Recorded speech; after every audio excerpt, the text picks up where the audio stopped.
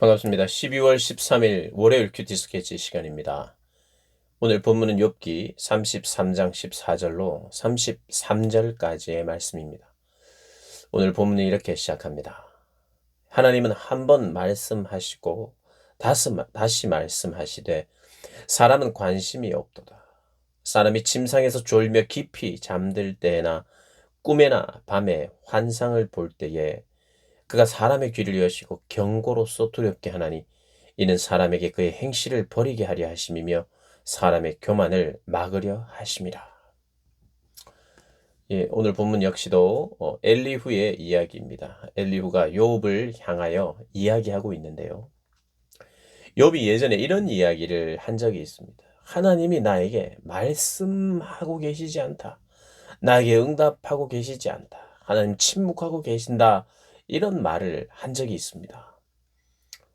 그도 그럴 것이 자신의 상황에 대해서 도저히 이해가 안 되고, 하나님께서 내가 죄가 있다면 죄를 지적해 달라고, 내가 왜 이런 고통을 당해야 하는지, 친구들은 이유가 너의 죄 때문이라고 자꾸 이야기를 하는데, 그 죄가 있다면 나에게 말씀해 주십시오.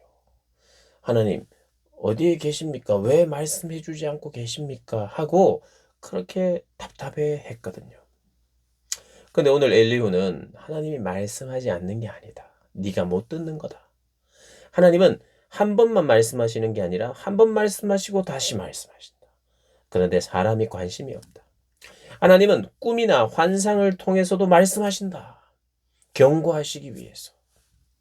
경고로서 우리를 두렵게 하시고 우리가 잘못된 행실을 버리게 하시려고 우리의 교만을 막으시려고 하나님은 우리에게 꿈이나 환상을 통해서도 말씀하신다. 이렇게 이야기합니다. 그러니까 욥에게 말씀 안 하고 계셨던 게 아니다라고 말하기 시작하는 거예요. 그러면서 18절에 그가 하나님입니다. 그는 사람의 혼을 구덩이에 빠지지 않게 하시며 그 생명을 칼에 맞아 멸망하지 않게 하신다. 하나님은 구원을 위하여 경고하시고 결국 구원을 위해서 경고하시는 거예요. 구원을 위해서 고난을 주신다는 거예요. 그리고 말씀하신다는 거죠.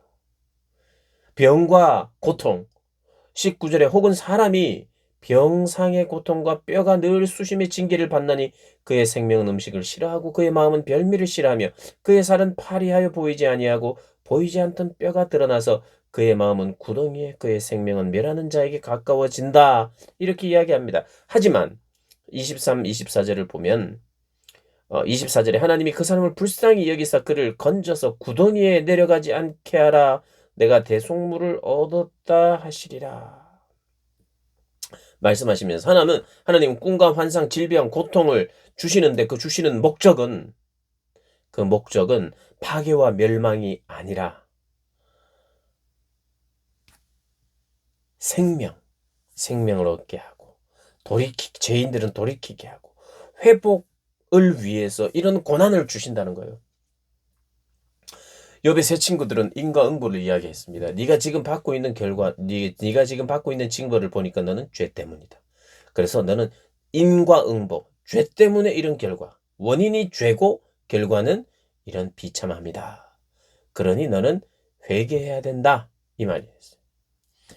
그런데 이 엘리후는 강조점이 인과응보가 아니라 하나님은 사람을 병을 통해서든 환상을 통해서든 고통을 통해서든 말씀하여 주시면서 그를 파멸의 길로 가지 않고 구원의 길로 가게 하시려고 이런 것을 허락하신다. 이것을 주시는 목적이 이거다 라고 말합니다. 좀 더 포괄적인 거죠. 죄를 지었으니까 네가 매맞고 있으니 매맞지 않기 위해서는 너는 죄를 짓지 않고 또 죄를 회개하고 인정해야 된다 라고 하는 단순한 그런 인과응보의 원리를 넘어서 하나님이 우리에게 주시는 모든 고난과 고통과 그리고 여러 가지 다각도로 말씀하시는 그 말씀을 통해서 하나님은 결국 이런 고통, 구덩이에 빠져서 그냥 끝끝내 거기에서 벌을 받게 하려고 하시는 것이 아니라 멸망시키려고 하심이 아니라 죄인들을 돌이키고 회복시키기 위한 것이라고 이야기를 합니다.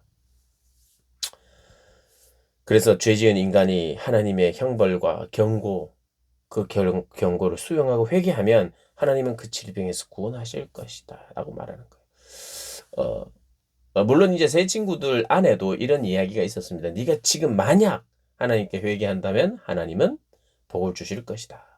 네 시작은 미약하였지만 네 나중이 장대하게 될 것이다. 네 시작이 이렇게 초라하지만 여기에서 구원해 주실 것이라고 하는 그런 면에서 또 같은 주장들이 있긴 합니다.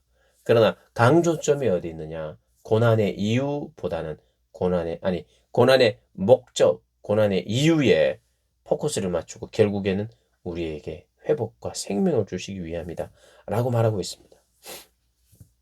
그러면서 25절, 26절을 보면 예전에는 앙상한 얼굴이었지만 이제 윤기 있는 얼굴로 바꿔줄 것이다. 젊은이의 그런 청년보다 부드러워지며 젊음을 회복시킬 것이다 라고 이야기를 합니다.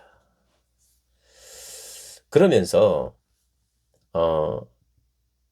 이제 제가 금방 앞에서도 말씀드렸지만 그 고난의 목적, 그 목적은 27, 28, 29절에 나오고 있어요. 그것을 읽고 오늘 나눔을 마치도록 하겠습니다. 그가 사람 앞에서 노래하며 이르기를 내가 범죄하여 옳은 것을 그르쳤으나 내게 무익하였구나. 하나님이 내 영혼을 건지사 구덩이에 내려가지 않게 하셨으니 내 생명이 빛을 보겠구나 하리라. 하나님이 나로 생명의 빛을 보겠구나 하리라. 내가 구덩이에 내려가서 끝나는 인생이 아니라 나를 생명의 빛을 보게 하시는구나라고 이제 말할 것이라는 거예요. 그렇게 노래할 것이라는 거예요. 누구 앞에서? 사람 앞에서, 공동체 앞에서도. 그래서 회개를 통해서 다시 생명을 얻고 그 생명을 얻고 새롭게 회복이 된 사람들은 하나님과의 관계가 회복될 뿐만 아니라 공동체에서 사람들 앞에서 간증하고 자기의 죄를 인정하고 함으로써 그런 공동체의 관계도 회복된다는, 공동체에서도 인정을 받는다는 그런 이야기를 합니다. 29절 실로 하나님이 사람에게 이 모든 일을 제삼 행하심은 이 모든 일, 고통이 포함되어 있는 죄와 잘못과 부족과 연약과 이런 모든 것이 있음으로 인한, 그래서 결국 욥에게 경험되고 있는 이 모든 일은 30절 그들의 영혼을 구덩이에서 이끌어 생명의 빛을 그들에게 비추려 하심이라 라고 이야기합니다. 이 엘리후의 이런 이야기, 비슷한 맥락의 이야기이면서도 동시에 더 포괄적인, 그리고 고난의 유익 혹은 고난의 목적에 강조점을 두면서 이 모든 고난은 결국 너를 구원하시고 너를 살리기 위한 그 하나님의 그런 계획이다. 이렇게 이야기를 합니다. 여러분 이것은 일면 우리의 삶에 참 있는 그대로 적용을 하고 또 우리의 삶에도 이런 일들이 있다는 걸 기억해야 돼요. 하나님이 손 안 대시는 부분이 없고 하나님이 주관 안 하시는 부분이 없습니다. 나에게 일어나는 그 모든 일이 하나님이 주관하에 있는데 하나님은 좋은 분이세요. 하나님 우리에게 좋은 것을 주시는 분이시고 우리를 구원하시는 분이세요.